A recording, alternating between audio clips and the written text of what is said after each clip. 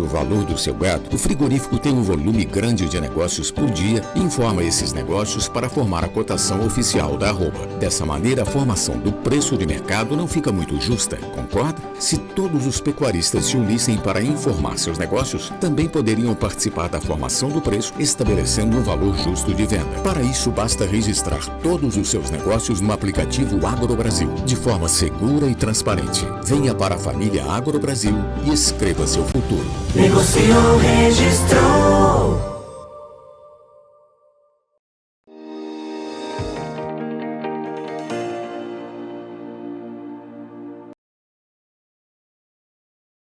Muito boa tarde a você que está conosco, nos acompanhando aqui pelo Notícias Agrícolas. Nesse horário, você já sabe, a gente traz para vocês um pouquinho da perspectiva do que anda acontecendo no mercado do boi. E depois de uma pressão bastante intensa nas cotações, a gente viu essa pressão diminuir. A gente vai entender por que agora. Quem nos ajuda nesse entendimento é o Douglas Coelho, lá da Radar Investimentos. Está aqui já o Douglas com a gente no telão. Seja bem-vindo, meu amigo. Obrigado mais uma vez por estar aqui com a gente. E eu já começo a te perguntar se essa diminuição na pressão veio para ficar, Douglas. Como é que está essa situação? E, de fato, o que aconteceu, né? Por que essa pressão parece que diminuiu aí ou desacelerou aí nos últimos dias? Muito boa tarde, meu amigo Alexander. Muito boa tarde a todos os amigos do Notícias Agrícolas. É sempre um prazer falar com vocês. Exatamente, desde o final da semana passada, talvez entre meados e o final da semana passada, ali entre a quarta, quinta, sexta-feira, a gente viu que a indústria não conseguiu comprar animais terminados com volume, né, a ponto de conseguir avançar com as escalas de abate com preços abaixo de 330 à vista aqui em São Paulo.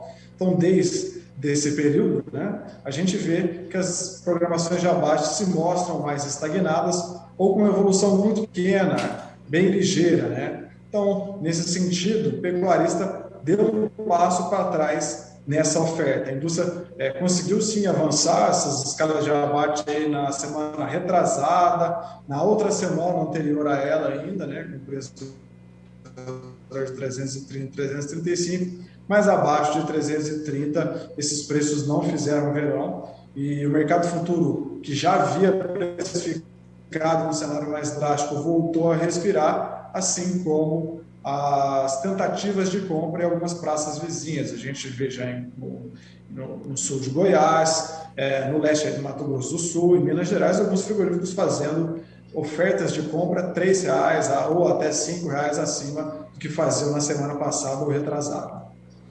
Ô Douglas, só para a gente entender e comparar, eu me lembro que da última vez que a gente conversou, as escalas estavam longas a ponto de ter uma média diária bastante elevada, se eu não me engano, acima de 7 dias aí. Como é que está hoje isso?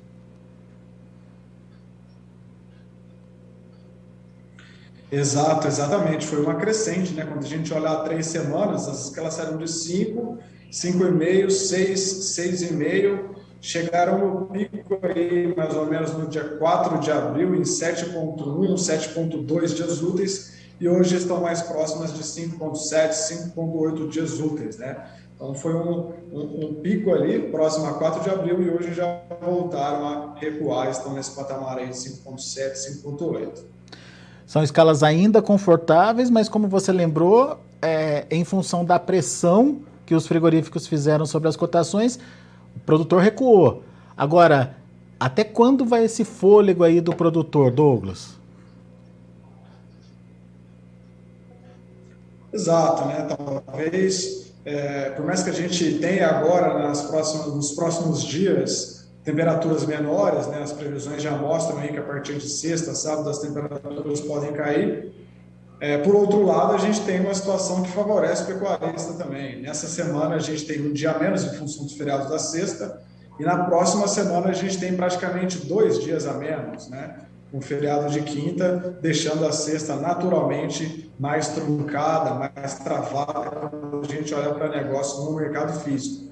Então, a indústria tem um espaço menos hábil aí para tentar avançar com essas escalas de abate. Então, se a gente já via que essa tentativa de compra já travou nessa semana, Possivelmente nessa semana também as coisas não devem ter tanta evolução, a gente já está na quarta-feira, e na semana que vem, ainda mais curta que essa, a gente pode ter, sim, uma oferta relativamente mais contida, mais travada, não só pela situação do pecuarista dando um passo para trás, mas também pela situação de dias, a situação operacional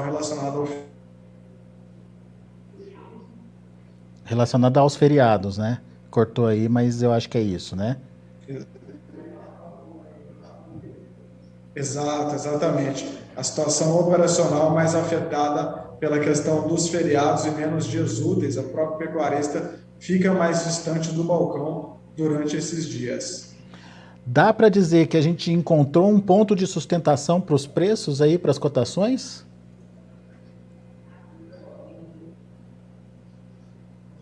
É possível dizer que sim, pelo menos em curtíssimo prazo, né? A gente viu uma pressão muito forte há 3 a 2 semanas, o próprio mercado futuro precificou isso, né? Então ele trouxe uma queda exacerbada, exagerada, né?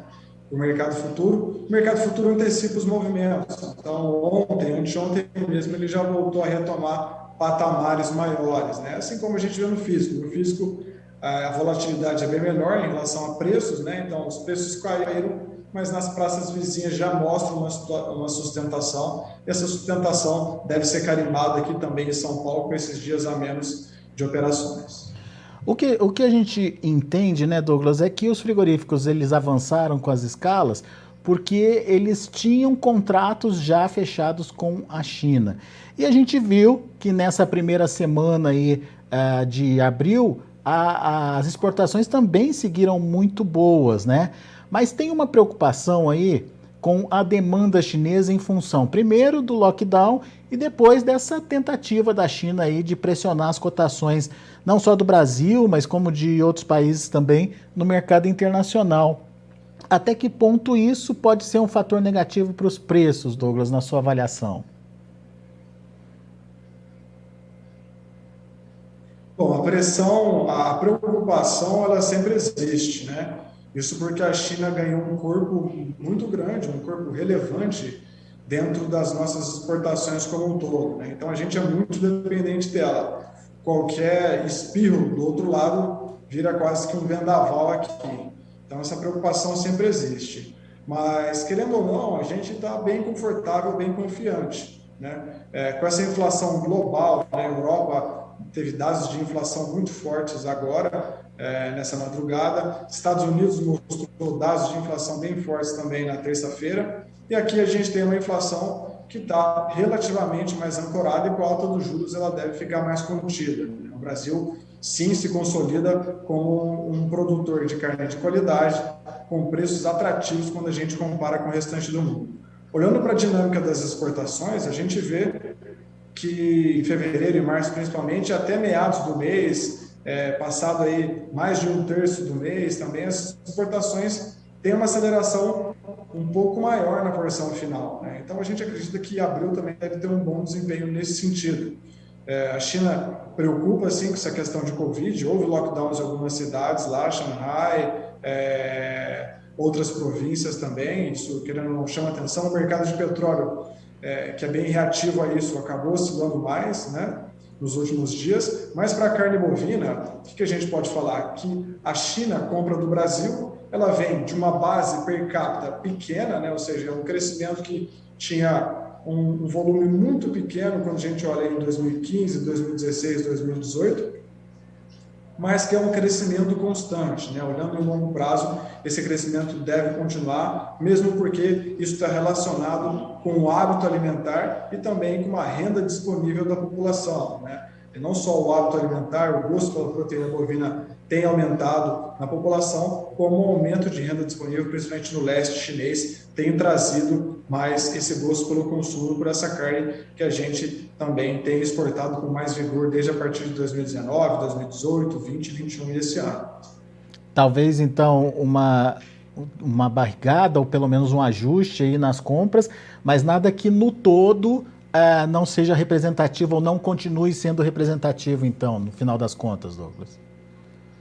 Exato, a China, o chinês, né? A gente até comentou antes, tem o jeitinho brasileiro e tem o jeitinho chinês, né? O chinês é um trader nato, ele negocia rápido, ele muda de opinião rápido também. Então, o que a gente viu, né, até essa questão de desabilitação de uma ou duas plantas aí no começo do mês, não afeta como um todo, né? A gente teve um susto muito grande aí entre setembro e dezembro do ano passado, que foi aliviado aí com a volta, né, das importações para aquele país no final de 2021. Então é difícil que tenha mais um trauma drástico nesse sentido, mesmo porque durante esse período dos estoques, né, as carnes enviadas para lá recuaram bastante, né? Então acho que é uma coisa pontual e que não faz verão como um todo. É sempre importante a gente ficar atento, que a gente está falando de um importador com grande peso, né, nas nossas importações, mas de base pequena, que é o consumo deles, né? Mas tradicionalmente tem crescido mais, a gente fica confiante sim com esse crescimento ao longo do tempo. Acho que essa relação está bem consolidada, a tendência é crescer ainda mais conforme o aumento da renda disponível lá e o gosto da população também acaba crescendo pelo nosso produto.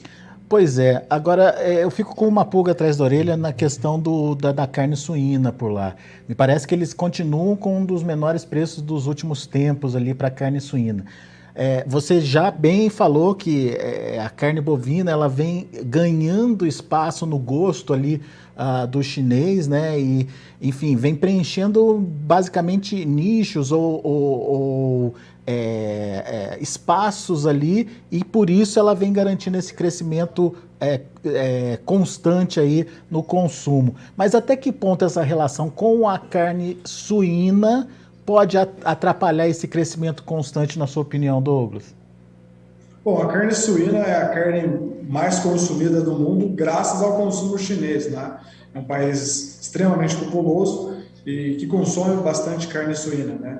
Então, toda essa questão da renda disponível, quando a gente olha como um todo, né, para o país, está mais relacionada à carne suína. A gente pode conjecturar isso com a questão da peste suína africana, né? Eles tiveram uma queda muito drástica das matrizes do rebanho comercial, então a carne de suína, a carne de porco, a carne suína lá acabou ganhando um pico de preço e eles tiveram agora também grandes meses de importação de material genético, de matriz, de recomposição do rebanho, que dá esse tom também de correção dos preços que eles tiveram esse pico lá.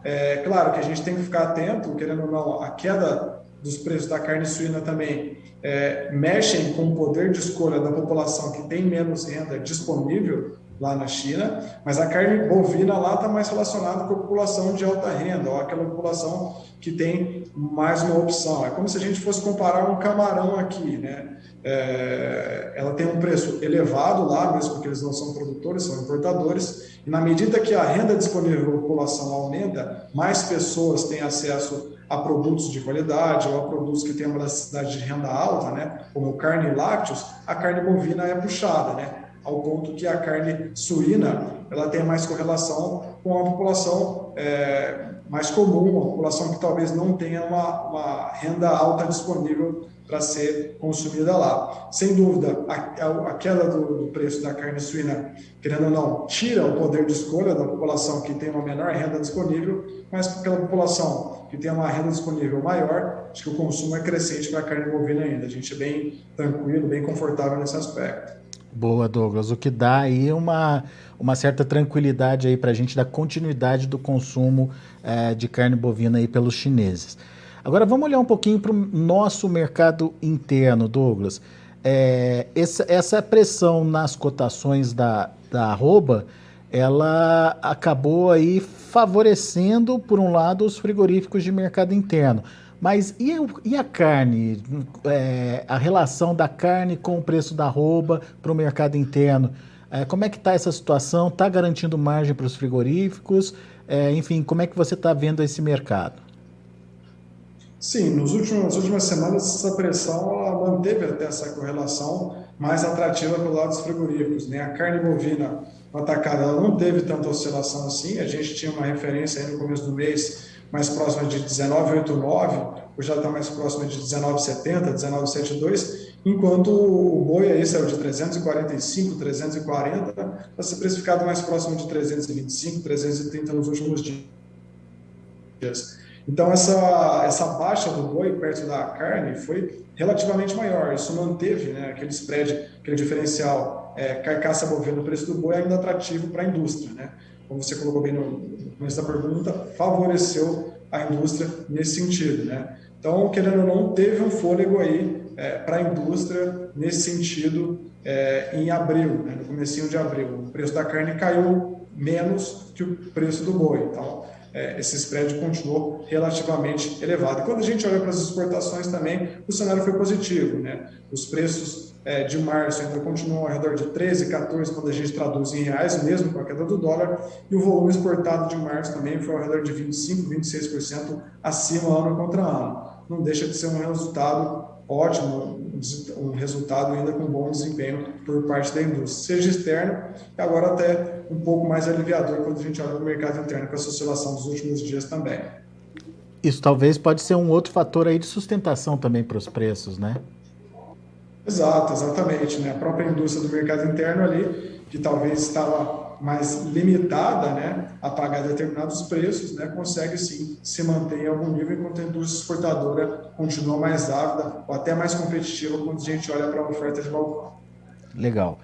Agora, só para a gente finalizar, a oferta de animais. Isso seria um fator que poderia meio que mexer com esse cenário que a gente está vendo agora, né? Até agora você muito bem explicou para a gente, o produtor tem condição de reter esse animal, a pastagem ainda comporta um animal sendo colocado paulatinamente aí no mercado. Mas existe alguma preocupação com o aumento de oferta, seja ele de boi, seja ele de confinamento ou seja ele de fêmeas? Bom, por parte da oferta de fêmeas, a gente viu nos últimos dados do IBGE que a retenção ainda continua firme, né? O pecuarista, talvez nesses últimos 2, 3 anos, nunca quis tanto aumentar a sua fábrica de bezerro quanto continua aumentando agora. Então, por esse lado, a gente está ainda vendo que a retenção continua forte, os preços continuam remuneradores. Por parte da oferta do boi gordo, o que a gente vê? Que nas últimas semanas, nos 330, o mercado conseguiu sim absorver um pouco desse animal, abaixo de 330 o negócio travou.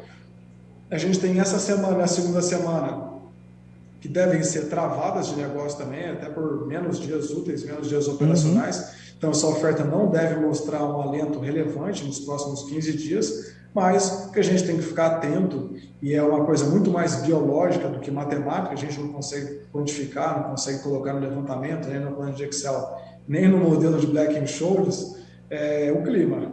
A gente viu aí que, possivelmente, a partir do final dessa semana, início da semana que vem, as temperaturas podem começar a cair, e se a gente vê algum reflexo assim, mais contundente de frio e seca, as pastagens podem perder qualidade, e a gente viria assim, mais no começo de maio, meados de maio, talvez uma desova de animais de safra, uma oferta de animais de safra, que é comum no período também. Naturalmente, o mercado tem mais essa disponibilidade de animais em função do clima, mas no momento não foi isso que a gente viu.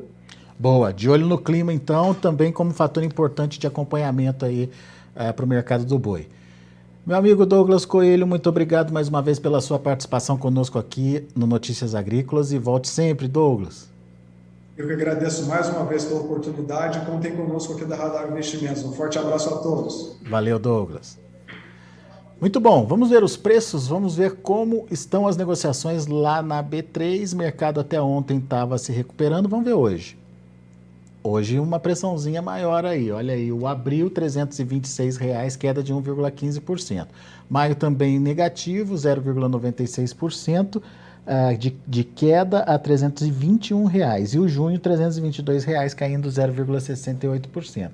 Agosto está ali, tentando se movimentar positivamente, mas podem conferir no horário ali, ó, que trata-se de uma negociação que aconteceu mais cedo. Talvez a tendência seja acompanhar os demais contratos aí e transformando esse verdinho que você está vendo na tela, alta de 0,31%, em alguma coisa negativa agora no período da tarde. Vamos acompanhar. Mas para agosto, nesse momento, R$ 328,50.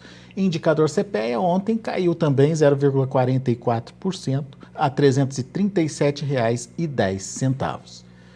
Muito bem, são esses os preços no mercado do boi, mercado ainda em andamento, sem uma definição, mas dá para você ter uma ideia de como os negócios estão andando aí no mercado. Notícias Agrícolas, 25 anos ao lado do produtor rural. Se inscreva em nossas mídias sociais. No Facebook, Notícias Agrícolas. No Instagram, @Notícias Agrícolas. E em nosso Twitter, @Norteagri. E para não perder nenhum vídeo, não se esqueça de nos acompanhar no YouTube e na Twitch, Notícias Agrícolas Oficial.